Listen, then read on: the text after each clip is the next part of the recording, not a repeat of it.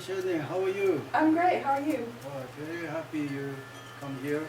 Today is Buddha Shakyamuni's teaching anniversary, 2,935 years ago. And I like you to teach and share what you understand Dharma to the whole world. Thank you. I'd love to. Thank you so much for having me here and giving me this opportunity to teach today. Like Kempo said, today is the anniversary of Buddha Shakyamuni's first teaching day.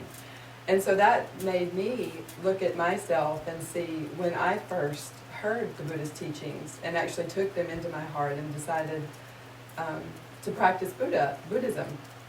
And that happened about 6 years ago. And what I really loved about what the Buddha taught was that he taught us to look at our thinking and always look inward first, to look for the causes of happiness and the causes of suffering inside. And so whenever you do that, you really need to investigate your own thinking first.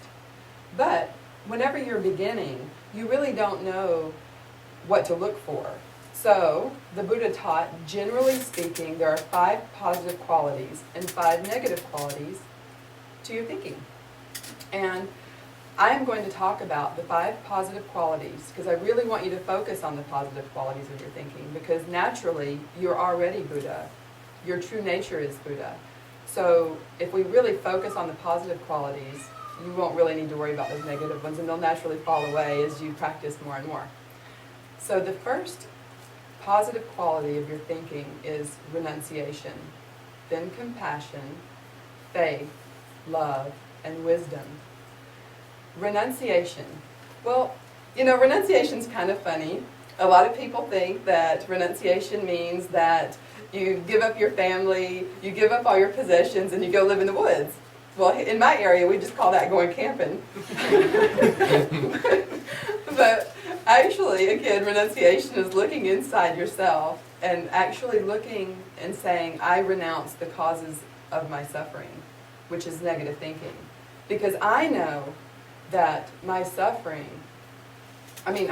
negative thinking is the cause of my suffering and the condition of all sentient beings suffering. And I don't want that. I don't want that for me, and I don't want that for anybody else. And you always have to start with renunciation, with your own thinking, before you can even begin to think about helping someone else with their thinking. So first, renunciation is, I want to decrease my negative thinking because I know it's the cause of my suffering and the condition of all sentient beings suffering. So the second quality, which is really a great quality to have, is compassion. And so what that means is you take that exact feeling that you felt for yourself of wanting to decrease your own negative thinking, and you just put that out into the world, and you say, I want you to decrease your negative thinking too, because I know that negative thinking is the cause of your suffering and the condition of all sentient beings suffering. Anger, jealousy, greed, pride, ignorance, all those qualities are like the ruination of this world, to quote a person I love. And so we want to really decrease our negative thinking. And so compassion is, I want you to be free from suffering. I want to decrease your negative thinking. The next quality is faith. And faith is really good too. I love faith. Faith says, I trust my positive thinking. I love my positive thinking. I trust that it works. I trust that it is the cause of my happiness and the condition of all sentient beings' happiness. The more I increase my positive thinking, the more faith and happiness I have. So faith is, I want to increase my positive thinking. There's 4 different qualities of faith.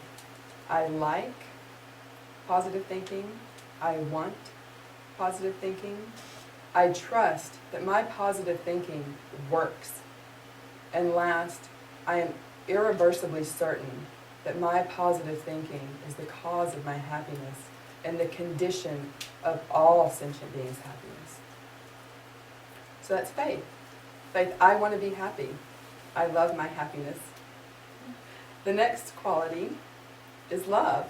And love just takes that exact feeling that you had for yourself and pushes it out to all beings in all the universe.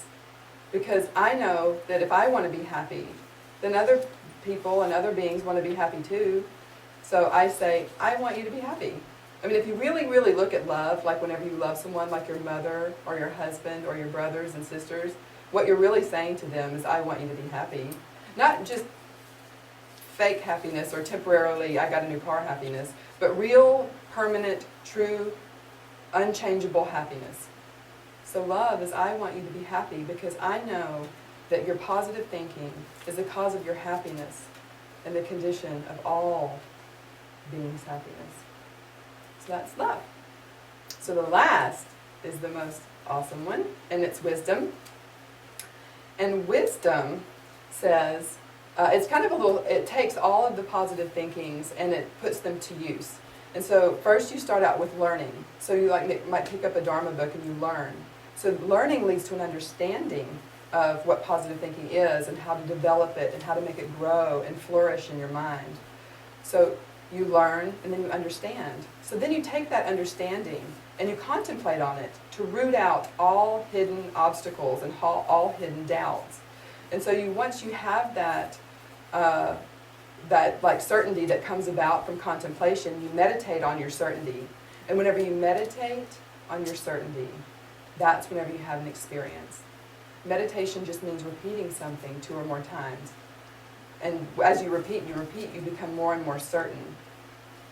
Then you have your experience. So you have this experience, then you take that exact experience and you meditate on the experience because you don't ever want to forget your experience. And there is the realization.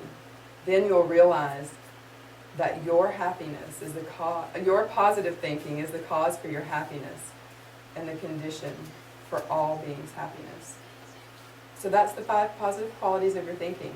You don't need to worry about the negative qualities because those naturally fall away as your positive thinking increases. So that's what I want to talk about today, Kempo. Okay, good. I have some questions. Okay. So, how long you practice Dharma? I've been practicing Dharma for 6 years. You benefit?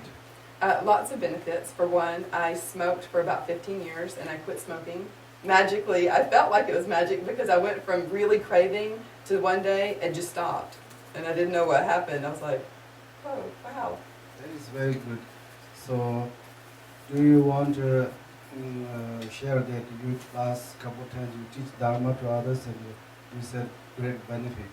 Yes. Any personal story you want to share the whole world? Because today is Buddha teaching anniversary, so we try to understand what is really Buddha's teaching does us. Okay.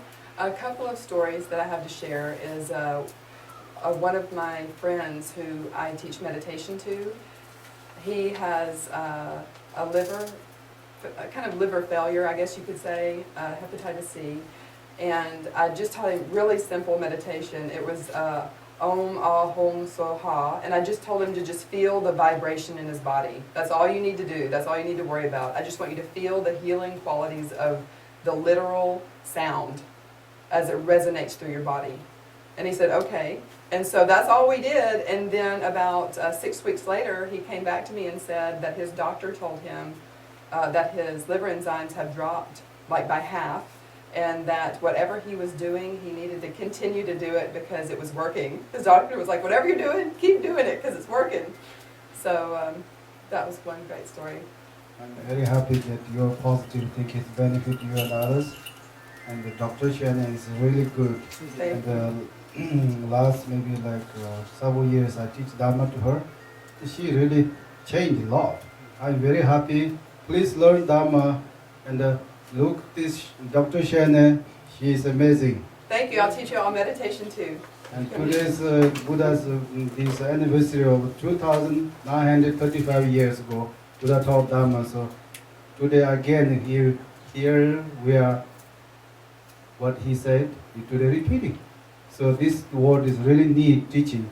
Please, Dr. Shannon, teach Dharma I will to the teach whole all world. beings.